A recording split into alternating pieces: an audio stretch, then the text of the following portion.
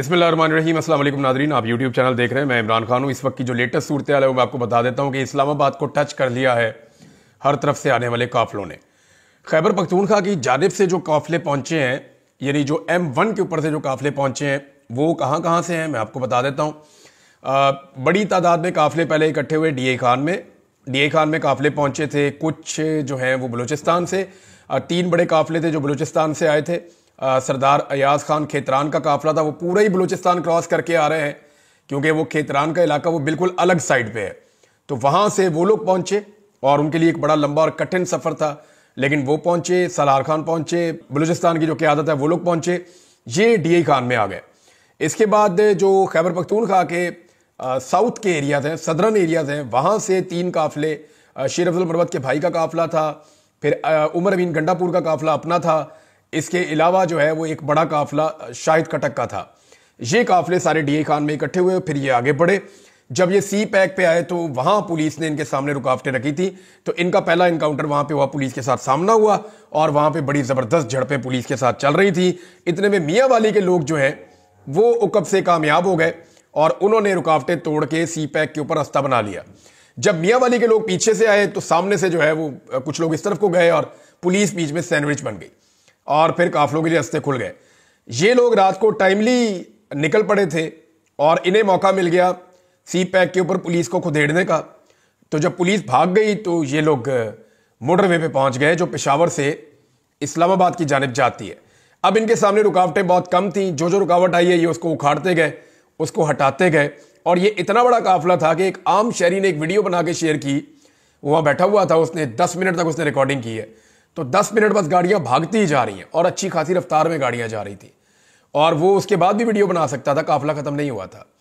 तो 10 मिनट तक अगर गाड़ियां भागती जा रही हैं और इतनी ज्यादा गाड़ियां जा रही हैं सारे, और रोड के दोनों तरफ, आने वाली साइड पे भी और जाने वाली साइड पे भी, तमाम रास्ते इस्लामाबाद की तरफ जा रहे थे। तो ये लोग जाकर उतरे हैं, इस्लामाबाद से ज्यादा दूर नहीं है वो इलाका, ये अटक का एक एरिया है, वहां से ये उतरे नीचे और वहां से उतर के फिर इन्होंने रास्ता लिया इस्लामाबाद टोल प्लाजा का। ये इस्लामाबाद टोल प्लाजा से 15 किलोमीटर पहले जाकर रुक गए थे और इंतजार कर रहे थे अली अमीन गंडापुर का। इन्हें यह तवक्को भी थी कि अली अमीन गंडापुर पीछे से हमें कॉल भी कर सकते हैं कि उल्टे आओ वापस, कटी पहाड़ी के इलाके में जो रुकावटें उनको पीछे से मिलकर हमारे साथ मदद करो। लेकिन इन्हें यह कॉल नहीं आई। ये पूरा काफिला वहीं पर मौजूद रहा और जो अटक के शहरी हैं वो भी निकले और निकल के वो भी इस्लामाबाद टोल प्लाजा की तरफ आकर वो भी जमा हो गए। तो ये बहुत बड़ी तादाद में लोग हैं। खावर बुखारी साहब हैं अटक के, और बहुत सारे लोग हैं अटक के, कुछ MPAs हैं जो अटक से इलेक्शन जीते हैं, वो लोग भी हैं। तो ये सारे लोग आए और ये भी आके मोटर पे इकट्ठे हो गए।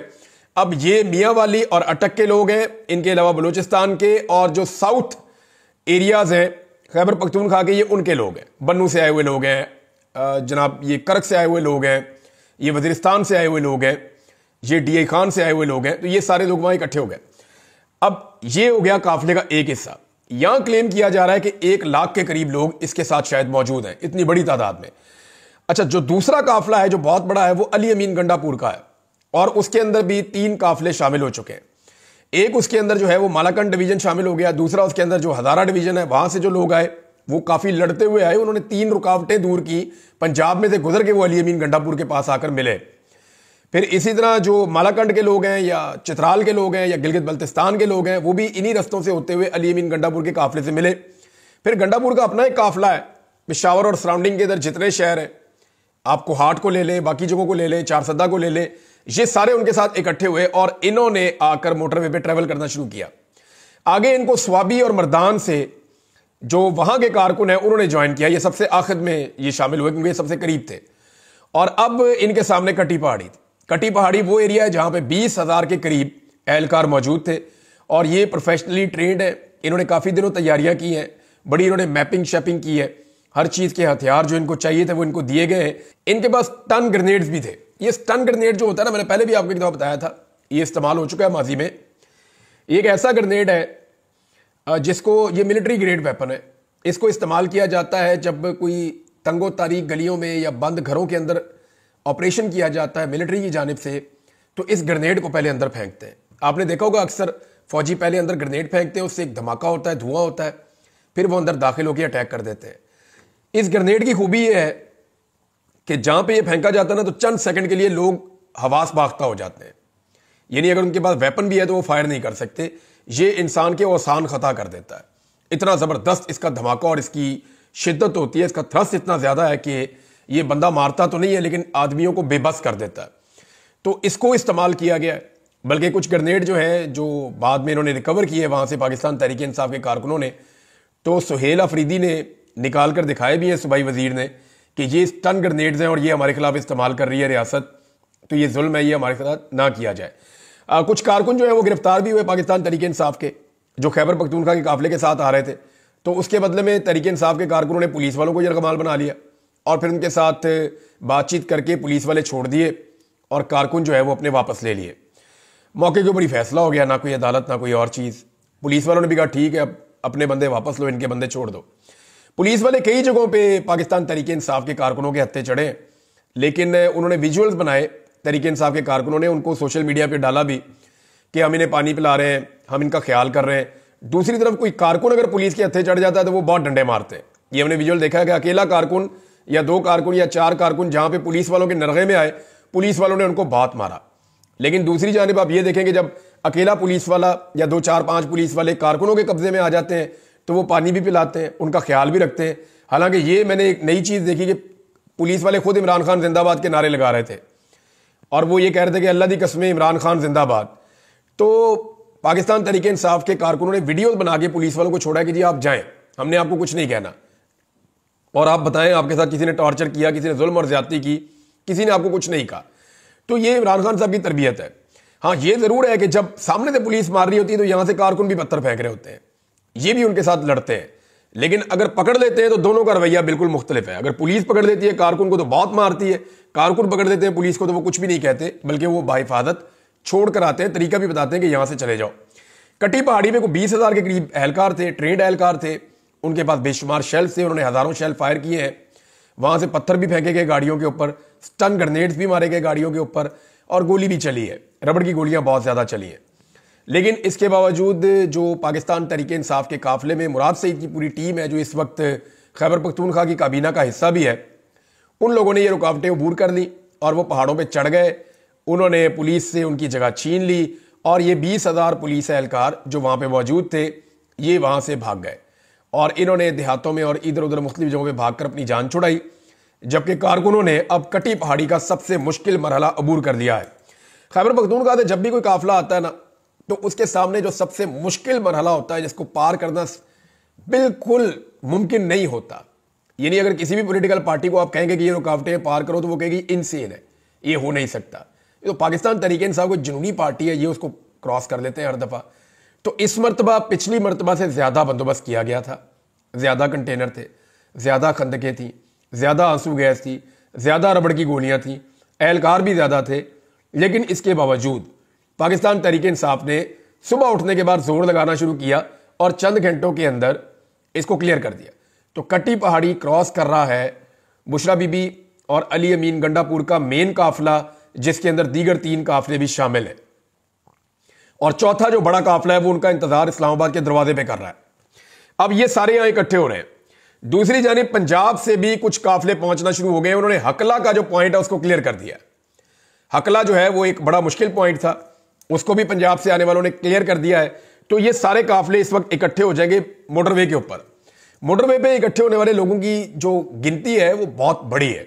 यानी इतनी बड़ी तादाद में आज तक पाकिस्तान की तारीख में पाकिस्तानी इस्लामाबाद की तरफ नहीं आए।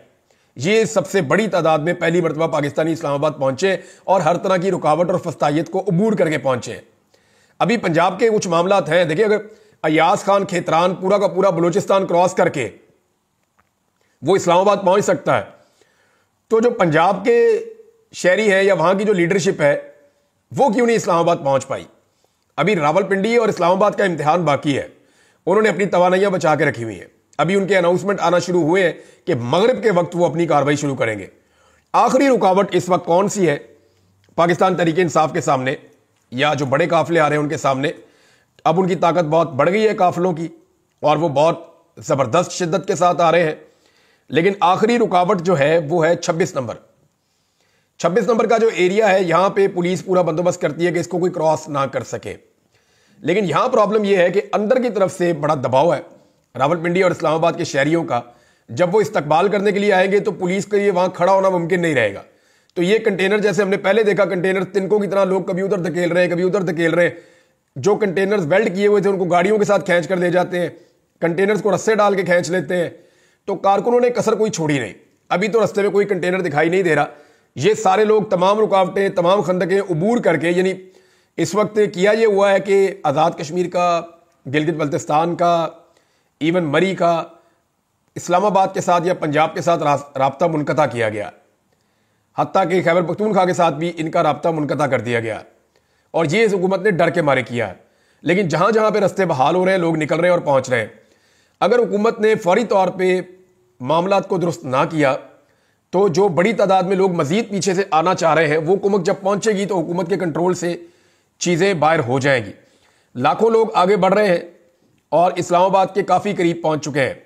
इस्लामाबाद पे एक बहुत बड़ा हुजूम दस्तक दे रहा है पाकिस्तानियों का। ये पूरे पाकिस्तान से आए हुए लोग हैं जो 25 करोड़ पाकिस्तानियों की नुमाइंदगी कर रहे हैं इस्लामाबाद के दरवाजे पर। अब 26 नंबर को जब ये क्रॉस करेंगे तो इनकी अगली मंजिल होगी डायरेक्टली डी चौक। डी चौक में क्या होगा? डी चौक में मुझे ऐसा लगता है कि इन लोगों के पहुंचने से पहले ही जितनी लड़ाई होनी है वो हो जानी है और इस्लामाबाद के शहरी निकल आएंगे। आमिर मुगल ने कहा है कि हम अपनी तवानाइयां ज़ाया नहीं कर रहे, लेकिन हम सबको कह रहे हैं कि तैयार हो जाए, अपनी अपनी चीज़ें तैयार कर लें। इमरान खान साहब से एक मुलाकात भी हुई है। देखिए, इमरान खान साहब को जेल में एक पैगाम भिजवाया गया और वो पैगाम लेकर बैरिस्टर गौर गए। इमरान खान साहब ने उस पैगाम के ऊपर ओके नहीं किया। देखिए, इमरान खान साहब को इससे पहले ऑफर थी कि आपको बनी गाला शिफ्ट कर देते हैं, आप हाउस अरेस्ट हो जाएं, चीज़ें चंद दिनों में बेहतर हो जाएंगी, आप इसको कॉल ऑफ कर दें। आज फिर इमरान खान साहब को कहा गया कि आपकी कुछ और बातें भी मान लेते हैं, किसी एक बात के ऊपर आ जाए, आप इसको कॉल ऑफ कर दें। बल्कि यह भी कहा गया कि आपको खैबर पख्तूनख्वा भेज देते हैं, आप वहां चले जाएं, लेकिन इस वक्त इस एहतजाज को कॉल ऑफ कर दें। तो इमरान खान साहब ने कहा नहीं, पहले डी चौक पहुंचो फिर फैसला करते हैं। तो उन्होंने अपने कारकुनों को यह कहा कि आपने डी चौक पहुंचना है और इमरान खान साहब की अहलिया बुशरा बीबी अली अबीन के साथ मिलकर लीड कर रही है और वो तकारीर भी उन्होंने की है 2-3 दफ़ा। कारकुनों को उन्होंने पैगाम दिया कि हमने इमरान खान को लेकर वापस आना है। वो सिर्फ मेरा शौहर नहीं है, वो पाकिस्तान का बहुत बड़ा लीडर भी है और हमने उसको लेकर वापस आना है। आपने मेरा साथ देना है। मैं अकेली भी रह गई ना तो वहां खड़ी रहूंगी, मैं वहां से नहीं हिलूंगी, मैं आखिरी सांस तक वहां पे खड़ी होकर मुकाबला करूंगी, मैं अपने शौहर को लेकर आऊंगी। अब बुशरा बीबी तो डट के खड़ी हो गई है, कारकुन भी उनके साथ खड़े हो गए हैं। कारकुनों की हालत यह है कि वो किसी और के ऊपर ट्रस्ट ही नहीं कर रहे, किसी पे भरोसा ही नहीं कर रहे। वो सारे के सारे इस वक्त डी चौक में पहुंच रहे हैं। अच्छा, इस्लामाबाद में जो अनाउंसमेंट की गई है, एक तो इमरान खान साहब ने चिट्टा इनकार कर दिया किसी भी किस्म की डील के, किसी भी किस्म की बात से। इमरान खान साहब के हासाब वैसे बहुत मजबूत हैं, दाद देनी पड़ेगी। इतना प्रेशर डाल के इन हालात में बंदा अपनी बात मनवा लेता है, लेकिन इमरान खान साहब ने कहा नहीं, उधर पहुंचो फिर बात करते हैं। तो पाकिस्तान तहरीक इंसाफ पहुंच रही है। अब पंजाब की क़यादत को यह सोचना पड़ेगा उन्होंने कब निकलना है और कैसे निकलना है और कैसे पहुंचना है। 10-12 काफिले जो निकल पड़े थे, जो रास्ते में आ गए थे, वो लोग तो अपने पहुंचने का बंदोबस्त कर रहे हैं। मैंने आपको उन सबके नाम बताया पिछले वीलॉग में। लेकिन जो लोग रह गए हैं उनको निकलना पड़ेगा, उन्हें पहुंचना पड़ेगा। अभी चकवाल ने निकलना है, तलागंग ने निकलना है, कलर कहाल ने निकलना है, अभी तो चक्री ने निकलना है, जेलम ने निकलना है, मंडी भाउद्दीन ने निकलना है, गुजरात ने निकलना है। ये सारे एरियाज अभी बाकी हैं। इन्होंने निकलकर रावलपिंडी और इस्लामाबाद की तरफ आना है। बहुत बड़े काफिले जो हैं वो जीटी रोड से आएंगे, कुछ काफिले मोटरवे से आएंगे और मोटरवे के ऊपर इस वक्त पाकिस्तान तहरीक इंसाफ के लोग ना सिर्फ M1 पर जो पेशावर से आ रही है, बल्कि M2 पर जो लाहौर से आ रही है, उसके ऊपर भी काफिले मौजूद हैं और ये सारे इस्लामाबाद की जानिब बढ़ रहे हैं। घंटे घंटे बाद जनाब हुकूमत की प्रेस कॉन्फ्रेंस हो रही है, उनकी घबराहट सबके सामने है, हुकूमत बहुत परेशान है और इमरान खान साहब अब ऐसा लगता है कि बाहर आ जाएंगे। उसकी वजह मैं आपको बताता हूं। कल है जी 26 तारीख। 26 तारीख को इमरान खान साहब के रिमांड की पेशी है, जो रावलपिंडी वाला मुकदमा है। इसमें ऐसा लगता है कि मजीद रिमांड नहीं दिया जाएगा, हो सकता है इमरान खान साहब को जुडिशल कर दिया जाए और अगर जुडिशल कर दिया गया तो अगले दिन इमरान खान साहब की बेल हो जाएगी 27 तारीख को। तो यही एक नया मुकदमा है जिसमें इमरान खान साहब को मजायका खेज मुकदमे में अंदर रखा गया है। दूसरा, जो इमरान खान साहब का लाहौर में 8 मुकदमात वाला मामला चल रहा है, वहां पर हुकूमत के पास अब कोई ऐसी वजह नहीं है कि इमरान खान साहब की जमानत ना होने दी जाए। बाकी सारे केसेस में उनकी जमानत हो गई है, तो इन 8 केसेस में भी हो जानी चाहिए। अगर 27 तारीख को इमरान खान साहब को इन 8 केसों में जमानत मिल जाती है और रावलपिंडी वाले एक में मिल जाती है, तो फिर इमरान खान साहब एक आजाद शहरी हैं, इसलिए कि इससे पहले के तमाम मुकदमात में इमरान खान साहब या तो बाइज्जत बरी हो चुके हैं, या उनकी सजा मुअत्तल हो चुकी है, या इमरान खान साहब जो है उनकी जमानत कंफर्म हो चुकी है। अब इस वक्त 27 तारीख की तरफ सब लोग देख रहे हैं। अगर 26 तारीख को अगर पहुंच जाते हैं सब लोग डी चौक में, तो 26 को जो अदालती कार्रवाइयां होंगी और जो 27 को होंगी, उनके नतीजे में बहुत मुमकिन है कि इमरान खान साहब रिहा हो और वो रिहाई के बाद फौरी तौर पे इस्लामाबाद आए और डी चौक में खड़े होकर वो अपने लोगों से तकरीर करें और उनसे खिताब करें, और खिताब करने के बाद वो अपने मुतालबात रखें और अगली तारीख देखकर फिलहाल वापस चले जाएं। ये एक सूरत हो सकती है, विन विन सिचुएशन सबके लिए। लेकिन अगर इन लोगों के साथ जोर जबरदस्ती की गई तो खुदा ना खास्ता कोई सानिया भी हो सकता है।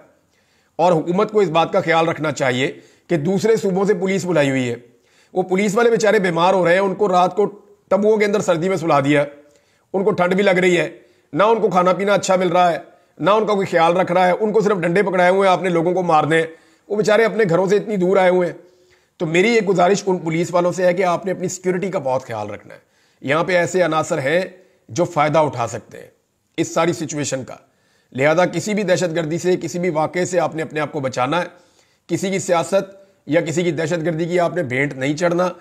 जहां पे आप सोएं या जहां पे आप आराम करें, वहां पे आपको अपनी सिक्योरिटी के लिए खुद बंदोबस्त करना है, अपने लोगों को खड़े करना है, एक एक बंदे को चेक करना है और फिर आपने उनको आने देना है। अदरवाइज ये यानी एक लैप्स हो जाएगा ना, तो सिक्योरिटी का लैप नहीं होना चाहिए। सिक्योरिटी वालों को चाहिए कि खुद अपना भी ख्याल रखें और अपने साथ जो साथी आए उनका भी ख्याल रखें, क्योंकि इस्लामाबाद इंतजामिया तो खुद गर्ज है, हुकूमत को तो आपसे कोई गर्ज नहीं है। वो तो ऐसा लगता है कि उन्होंने पुलिस वालों को बीमार होने के लिए बुलाया और बीमार होने के लिए छोड़ दिया है। इस्लामाबाद और रावलपिंडी की आवाम के लिए एक गुजारिश है, ये लोग लगभग जब पहुंचेंगे तो 2 दिन हो जाएंगे इनको चले हुए, और शदीद लड़ाई के बाद ये लोग पहुंचे हैं आपके पास और इन्होंने बड़ी तकालीफ बर्दाश्त की हैं, आंसू गैस की शेलिंग खाई है, डंडे खाए हैं, बड़ा जागते रहे हैं, बड़ी देर लड़ते रहे हैं। तो ये लोग बड़ी तकलीफ बर्दाश्त करके आ रहे हैं। तो जो अनाउंसमेंट की गई है वो ये है कि बिस्किट, केक, खाने पीने की अशिया, पानी, जूसेस और जो गर्म कपड़े हैं, कंबल हैं, ये जो मुजाहिरीन आ रहे हैं उनको फराम किए जाएं और उनको वेलकम किया जाए, ताकि उन्हें लगे कि वो दारुल हुकूमत में आए हैं। दारुल हुकूमत में जो हुकूमत है वो तो पाकिस्तानियों को वेलकम नहीं कर रही, उन्होंने तो इसको एक किले में बना दिया था, कन्वर्ट कर दिया था जिसके अंदर कोई दाखिल नहीं हो सकता। लेकिन दारुल हुकूमत के लोगों को चाहिए कि वो वेलकम करें। और ये जो डीपीओ है उसको लोग सारा दिन ढूंढ रहे थे। अगर किसी सरकारी अफसर ने यूनिफॉर्म में बैठ के सियासी बयान देखना है ना या देना है, तो वो पहले इस बंदे की शक्ल देखे, गौर से देखे और फिर इबरत हासिल करे जो लोगों ने इसके साथ कर दी है। होना तो ये चाहिए जब हुकूमत तब्दील हो तो इस डीपीओ को एक दिन अटक के पुल पे खड़ा किया जाए और जो भी खैबर पख्तूनख्वा से आई है उसको वेलकम करे। और ये कोई बुरी बात नहीं है, इसने तौहीन की थी लोगों की, लिहाजा इसको उन्हें वेलकम करना चाहिए। डीपीओ कहीं दिखाई नहीं दे रहा, पता चला है उसको टिकटॉक का भी शौक है, अब जितने मर्जी बना ले। अटक की हर दीवार पे उसका नाम लिखा हुआ है। अटक के शहरियों ने हर जगह पे डीपीओ को चैलेंज किया और उसको उसका चैलेंज याद दिलाया, लेकिन डीपीओ कहीं दिखाई नहीं दिया। तो ये एक निशान इबरत है जिसको सारी ब्यूरोक्रेसी हमेशा याद रखे। मैंने आपसे जिक्र किया कि अहमद फराद का बहुत बड़ा रोल है, वो अपनी शायरी के जरिए लोगों को उभारते हैं, उनको लेकर आते हैं, उनके अंदर इनकलाब पैदा करते हैं। इसी तरह इस डीपीओ का भी बहुत बड़ा रोल है कि इसने जो कुछ बोला उसके बाद लोग बहुत गुस्से में थे और वो इसको ढूंढते ढूंढते अटक को क्रॉस कर गए। नादरीन, एक हिकमत अमली हुकूमत ने और बनाई है और वो ये है कि अब वो सोशल मीडिया के जो एक्टिविस्ट हैं या सोशल मीडिया के जो जर्नलिस्ट हैं उनको अब गिरफ्तार करेगी। हुकूमत ने हिकमत अमली इसलिए बनाई है कि उनको ये आइडिया हो गया है कि हमने तमाम पाकिस्तान के मीडिया को ब्लॉक कर दिया है। इलेक्ट्रॉनिक मीडिया और अखबारात कुछ नहीं दिखा रहे, कुछ नहीं बता रहे, हकायक सामने नहीं आ रहे, हमारी मर्जी की कवरेज हो रही है। ये सोशल मीडिया के ऊपर जो जर्नलिस्ट हैं ये जो कवरेज कर रहे हैं इसका बहुत बड़ा इंपैक्ट आ रहा है। तो अब फैसला किया गया इनको गिरफ्तार कर दिया जाए। तो जितने भी हमारे सोशल मीडिया के सहाफ़ी ग्राउंड के ऊपर इस वक्त कवरेज कर रहे हैं वो अपना ख्याल रखें, इकट्ठे रहें और कोशिश करें कि जितना ज्यादा हो सके वो गिरफ्तारी को अवॉइड करें। अगर वो गिरफ्तार खुदा न खास्ता हो जाएंगे, हम उनके लिए भरपूर आवाज उठाएंगे, हम उनके लिए वकला भी मुहैया करेंगे, पूरा जोर भी लगाएंगे, सहाफ़ती तंजीमों को भी एक्टिवेट करेंगे। हम जो हमसे बन पड़ेगा हम करेंगे, लेकिन उनसे गुजारिश ये है कि वो ग्राउंड पे तो जरूर मौजूद हैं लेकिन वो गिरफ्तारी से अवॉइड करें और गिरफ्तार होने से खुद को बचाएं। अब तक इतने ही, अपना ख्याल रखिएगा, अपने चैनल का भी। अल्लाह हाफिज।